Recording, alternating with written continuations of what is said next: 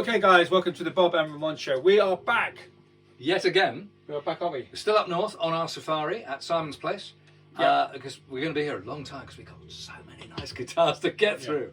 And here we've got this little segment is called Too Many Strings, because I've got 12 strings on the guitar here and you've got 7. No. Oh, sorry. 6. Count. So I've got 6. God, it literally rates are rising. Is that why it's called a Fender 6 then? It's called a Fender Bass 6. See, right, okay, now explains it. And that baby's from 63. 63? Yeah, it's beautiful, isn't it? 63 Fiesta. I thought this was salmon pink. No. It's not salmon pink. Salmon pink was never a colour. Wasn't it? I mean, coral pink, which is the pale one, was a colour on the chart. I thought people used to say salmon pink all because the time. it fades. Right. Too salmon with age, and this beautiful. I mean, that's a very hard colour to replace. Yeah. Interestingly, Fiat are doing one on their Fiat 500. They do it in this colour. Do they really? And it's really lovely on the street. And is that called salmon pink? No, it's probably called. So where does salmon pink come from? Porcetto pink or something. I don't know, Italian word. But I thought there was something Selma was doing salmon pink colours. Well, the idea was Selma were importing lots of Stratocasters in the wake of Hank Marvin. Right. But all the Strats they could get hold of were sunburst, so they resprayed them locally in UK. Right. And they probably used a slightly pinker than the Fiesta or Dakota Reds of Fender's time. Because they're meant to be more expensive, aren't they? Because they've been sprayed. I mean, they were $15 more because they were custom colours. Right, but I mean now in the second-hand market. I mean, but remember, in the second-hand, the dealer market, it all depends. Are you selling or are you buying? If you're buying, you talk the bastard thing down, even if it's a mint condition, 1959, untouched. So you say, oh, this is not played by Jimi Hendrix, Eric Clapton, and God. Right, you still talk it down, and if you're selling, you talk a piece of old poo up. Yeah. You know, this guitar was once within 1,000,000 miles of Jimi Hendrix's aunt. Yeah.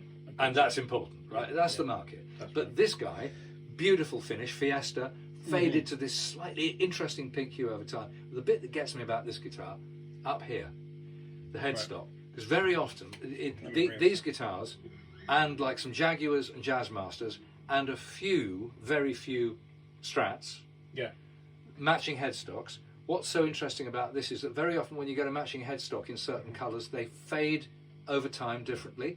The headstock might stay redder rather than pink, or vice versa. These are exactly the same colour, and what that tells me is, whereas Strats and Tellys were put together from bins of necks and bins of bodies, right, and maybe then finished up made a couple of months apart. But in this case, I mean, there were not many Bass 6s made. No. And so the chances are this was sprayed at much the same time, almost like a sort of a little side alley on the production line of custom order, right? Because they've held their colour exactly. The other thing I love about this is the Fender decal is chipped. See that, guys, just here?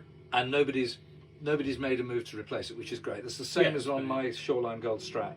I bought it chipped, it's still chipped. Yeah, I'm a bit pissed off about it, but am I going to change it? No, because it's right and real. This is quite beautiful.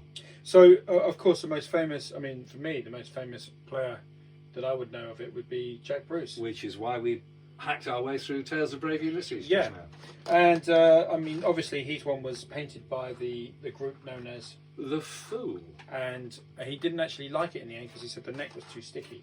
So that's why he went to the Gibson EV1.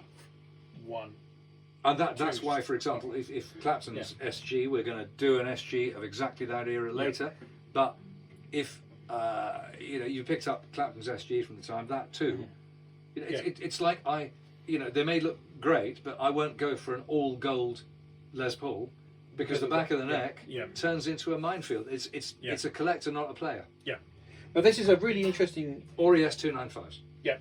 Guys, I want to say this is a really interesting guitar because you can play bass here.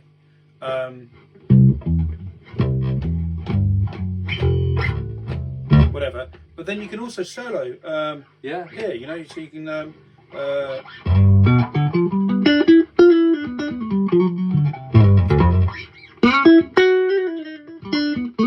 And also another thing is one of my favourite ever Fleetwood Mac recordings is Fleetwood Mac live at the Boston Tea Party, and if you listen to the song Rattlesnake Shake, Peter Green picks one of these up and starts doing this incredible sort of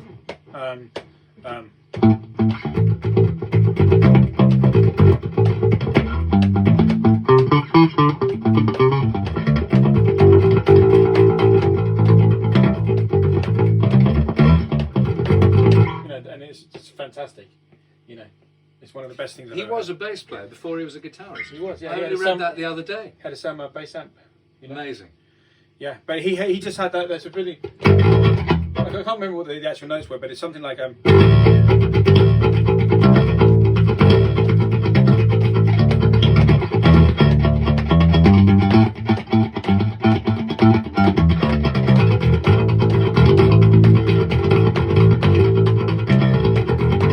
like that, and great sort of drums and groove. Check it out, guys, if you don't know. It's like a 25-minute version of Rattlesnake Shake. Peter Green, what a genius! Just fantastic, wonderful. Yep. So anyway, this guy, I mean, this is classic redolent of the era. Gadgets a go-go. You've got a mute here. You can raise and lower. So you actually put, can I press it down for the mute? The sponge is no longer there. The sponge is no longer there, but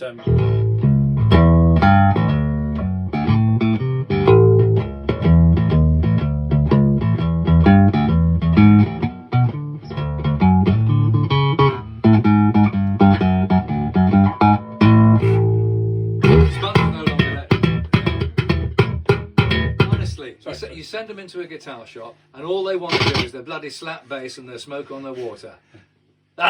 Anyway, so the mute isn't working but could easily be reinstated, so you can get the dum dum dum. It's got a vibrato on it if you want to be devilish enough to stick an arm in the neck and start whammying. I would have thought. I don't think Jack Bruce used it, did he? I think it would be a very brave man indeed who vibratoed a guitar like this. Although the chance of it returning to tune is.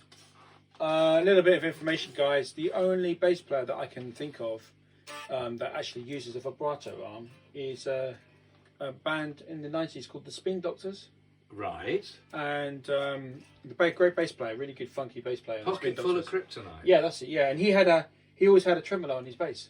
So there you go. I think his name is Mark White. Somebody like Geddy Lee of Rush. Yeah. Would have had amongst all the other malarkey. He would have had a thing like that. You know.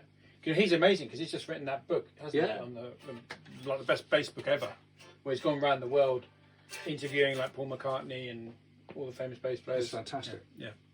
Fantastic. So that's this. 63 bass 6, wonderful. And pickups are a bit like Mustangs, aren't they? No, like Jaguar pickups. Sorry, Jaguar. Yeah. I think they are Jags. Jaguar pickups. Do we know now? Okay, so we got 4 switches here for pickup selection. Do we know what is it? 3 of them do one thing. Is what the master strangle, which is a mute. Well, try it and see. This one, the last one. Yeah. Okay. Oh.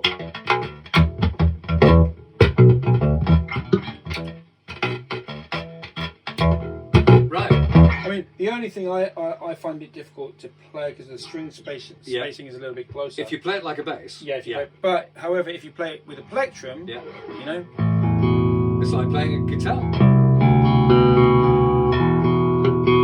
That sounds fantastic.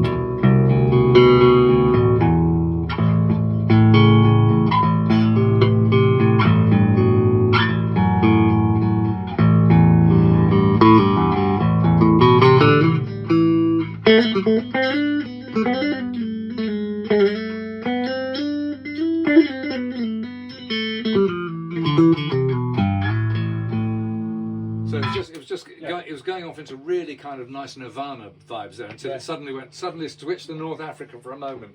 I can see a whole new genre of music coming out of this video, you know. Yeah, I think Moroccans need this. This is what's lacking in Moroccan music. Is if they had one of these, they could go electric. You know, this is like the Fender Gimbri. I think they're creative enough to find their way to that. There's no doubt. Incredibly inventive. Yeah. So what do we have here? Because you are rather partial to a 12 string, aren't you? I do like a 12 string, mainly because I not so much because I go back to the Birds and stuff like that. I think that's all right, but mainly because one of my favourite bands of all time is an Australian band called Golden Earring. No, the Church. Oh, the Church. I don't even know if Golden Earring played 12 strings. But in Australia, actually, the guy who led the Church was a guy called Marty Wilson Piper, who was born, I think, in Liverpool, but migrated to Australia with his family when he was about 8. So he effectively grew up as an Australian. So what years were they active? Kind of late 70s, going on early 80s. But they've continued to exist on and off and record albums for Are they kind of like Midnight Oil, that sort of vibe? and almost contemporary. Little a little before maybe. Right. Because of course Midnight Oil, the guy in Midnight Oil plays lots of electric 12-string, and he's bloody Right. brilliant. Yeah, Midnight Oil, a great band. Yeah. I just love the Church. They had this really kind of good, Yeah. great sound based entirely around the jangle of the electric 12-string. Now he played Ricks Yeah. rather than Fenders. But the story about these is that the Fender is very often the studio guitarist's choice for a 12-string, because the Fender is ever so slightly easier to play than a Rick. The strings are just a little bit further apart, whereas the Rick strings are quite close together. I mean, I've got a 67 Rick 360-12, amazing sounding guitar, a bit bitier than a Fender sound-wise, but your fingers down here, they're always really close together. And But this looks wide, doesn't it? it's wider. Yeah. It's just a little bit of grace. And when you played David's 335-12, Yes. I mean, frankly, it was a bit like playing 12 strings across a board altogether. There was no space between the pairs at all. It was impossible. It was very difficult. Even a root E was a hard bit of work. Because you and I have both got fat fingers, haven't we? Bob? Bigger fingers, not little needles. No, No, you're right. You've got some man's hands there. Yeah, but the Fender is definitely the studio player's 12 of choice. And the Stairway to Heaven part was recorded on one of these. Was it really? Yeah. Yeah, interestingly, I don't want to drop name drop here, but I will. Because you're going to. Yeah. Because I can. That sounds egotistical. Go for it. A good friend of mine called Justin Adams. He's a kind of contemporary of mine in the world music scene, but he has the good fortune of playing with Robert Plant. He's Robert Plant's player. Player for the last 25 years. Yeah. And in the group, they've got another guitarist called Stripe. No, it's some name like The Edge, Right. Edge. I can't remember his name. It was a single name. Yeah, he used to be the guitarist in Cast. I think he still is. Right. In a band called Cast, who are a very Okay. good band. Yeah. Obviously, one of my favourite bands is the Lars. He was a bass player in that band. Then he Right. formed his own band called Cast. And then this guitarist who's called Stripe or Stig or something. Yeah. He was the second guitarist in the band with Robert Plant. Right. And please forgive me for forgetting his name. They'll tell me in the comments. But anyway, I remember he played one of these with He Robert played Plant. Electric 12. Yeah, he actually went out and bought one of these for that Robert Plant gig. Now, for the collectors, this guitar's been a bit of a sleeper, because electric 12 strings you could actually pick up quite cheaply until quite recently. Now they've post-COVID, everything's gone pretty frantic, and these included. So I mean, these have doubled or trebled in price. Right. Particularly true if they're custom colours. So this would be called an Olympic white. It's yellowed quite a lot. Tortoiseshell guard. So this is an unusual configuration. I mean, most of them were sunburst. But it's a beautiful shape. As in Fender, It's a nice shape. So it's a beautiful shape because they're using the offset shape of the jag and the Is it heavy? Can I just? medium. No, it's not bad at all. It's not bad at all. It's not uncomfortable. No. Nor it's got a little bit of neck dive because of all this malarkey going on up here, but it's not too bad. And same with this. This is not that heavy considering what it is. All the hardware. Yeah. Yeah. Not too bad. Yeah. Absolutely right. But a great pair of guitars. Reinforcing plate here with 12 holes in it to take the pressure of the That's strings nice. rather than ferrules, individual ferrules. Got the F. And the Fender That's- plate with the yeah. serial number on it. So I mean, it's a classic Fender of its time. Nice little, very modern looking pickups for the day as well, weren't they? Yeah. Now, I mean, what's interesting about these pickups is obviously you've got each of these pickups covers the bottom and top three strings. But the one thing is, what would have been great is to have some kind of internal system for being able to mix them. So Right, what you okay. could do is you could really go thin and jangle or bass heavy. Yeah. But I mean, Did Johnny Marr play one of these? for sure, You're right. for sure. Yeah. The other thing you've got on this is I think this is the world's first example of an intonable 12-string bridge. Right. Right. So you pretty much always be out of tune past So the 12th these bridges, well, the trouble with 12-string guitars is that it's fundamentally impossible to, particularly on the third string, which has got a wound root string Yeah. and then a plain octave. If, like on a Rickenbacker or most other guitars, you've got a single intonation, a single breakpoint, then you're going to have to compromise. But let's face it, you're really going to be playing up here anyway, aren't you? Well, the interesting thing, I mean, I play my Rick right up here as well. Do you really? Because if you set these guitars up well enough, you can set them up so they actually, Yeah. whether you want to play lead or whether it sounds squally, but because you're going to get a chorus effect anyway, aren't you? you are. What these guitars are really awful for, unless you've got the taste for that kind of really dark sound, what they're awful for is if you put them through some drive, right, so they distort, then the vagaries between the strings really come out. You get some really... Now, if you're looking for that kind of horrid indie sound, It's great. I'm not. So you really, you only play these guitars clean, but they can play quite quickly if they're well set up. I mean, what I like, if you flip it over, Bob, and look at the machine heads, that's really where you can see how many strings you've got, you know. Absolutely. And this is the earliest example, there being a 66. These are the Fender F branded tuners, right? Which came in, I think, in about 66. They're common on late 60s and very early 70s tellies and strats and what have you. This is the earliest set I've seen. Wow. And I mean, they change hands for a bit of money now, but not too much money, because you can buy modern replicas for 40, 50 bucks for a set of 6. So, you know. Did Tim Buckley ever play one of these? Yeah, Tim Buckley. For sure. Yeah. So The 'cause great, he was the famous 12-string guy, wasn't he? the famous 12-string guy. I think Guild, 12-string Guild, didn't he? acoustic. Yeah. Yes. I think he used a 12-string Guild. Yeah. That's right. Yeah. An F50 Tim or Buckley. something. But Tim Buckley, and he played the electric 12s, a Fender Electric Yeah. 12 Sunburst. Yeah, he was like And the man. if you haven't heard Tim Buckley, listen to him. He's extraordinary. He's a poet who sang this amazing material. Yep. He died of a drugs overdose when he was 26. He's part of that club. Yeah. But before he died, he managed to sire through a girlfriend or wife. I don't I know love that which. word, sire. That's a bit medieval. He managed to sire, okay, old-fashioned word. Medieval. Managed to sire a son, who just happened to become, Yeah. Jeff Jeff Buckley. who was just, Telecaster. arguably even more exceptional than his father. Both incredible voices. I mean, And he too died at the same age.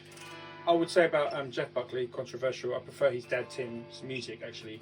But you can't mention Jeff Buckley without mentioning his guitarist. Caravan used to use one of those. Do you remember Caravan? I remember Caravan. I don't remember one of these, but No, I remember him.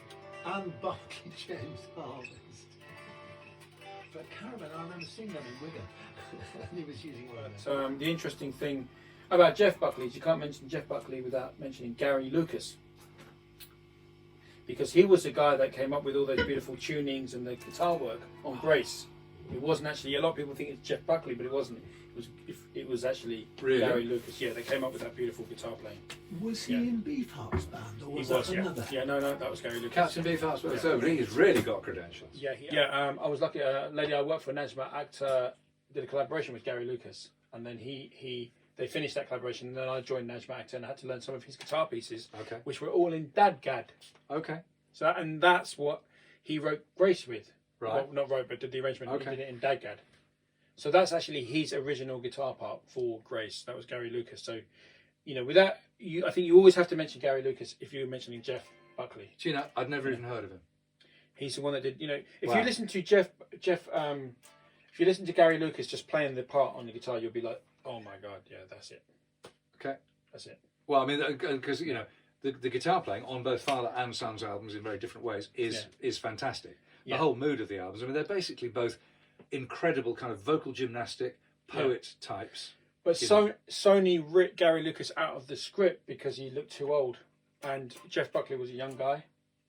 Didn't fit the image. It didn't fit the image, and they brought in two young guys, two young guns to play bass and drums, Yeah. and they wanted a young image. But that's sad, really, because Gary Lucas was Okay. part of that sound, But anyway, respect to both Father and Son, Tim and Jeff Buckley, amazing players. There you go. Yeah. Both, and obviously that the 12-string led us to it. This has got a 4-way selector switch, which is quite interesting. So it's got the regular 3 positions like one, both, and other. I don't know what the 4th one does. That's the magic. It's out of phase, I think. It's Oh, out of phase. right. So if I play, so that's position 1. Position 2.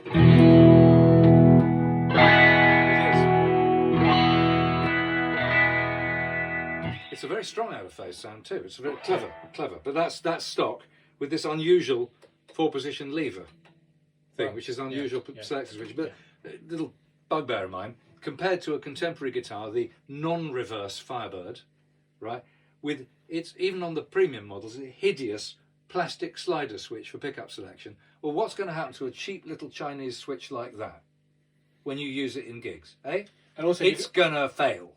and you're always going to be changing pickup in the gig when you strum. Well, and You also start on they the neck go and then noisy, dump they those. go clicky. So when I look at one of those things, I don't care how wonderful you're going to tell me your non-reverse Firebird is, but it's got that piece of shit on it. It's like in the mid-60s onwards, there was some really crappy accounting-driven bad design going on in guitars, and that Firebird switch is one of my absolute bête noire. Yeah. There you go. There you go. And on that bombshell, guys, we're On going that to bombshell. end this video Rant. before Bob gets too Give me dark. a bone. Ah. Before he gets too dark, and I've got to calm him down, and we're gonna have a cup of tea after this. I'm gonna make him relax. I need some Largactil. Yeah, Ah. this happens sometimes, guys. So we've got But in the to end the video in the here. meantime, keep watching. There is lots more from this very room we're in. So please keep watching, and don't forget to subscribe. And in the meantime, cheers from me, and cheers from, And it's goodbye from him. of course. Goodbye.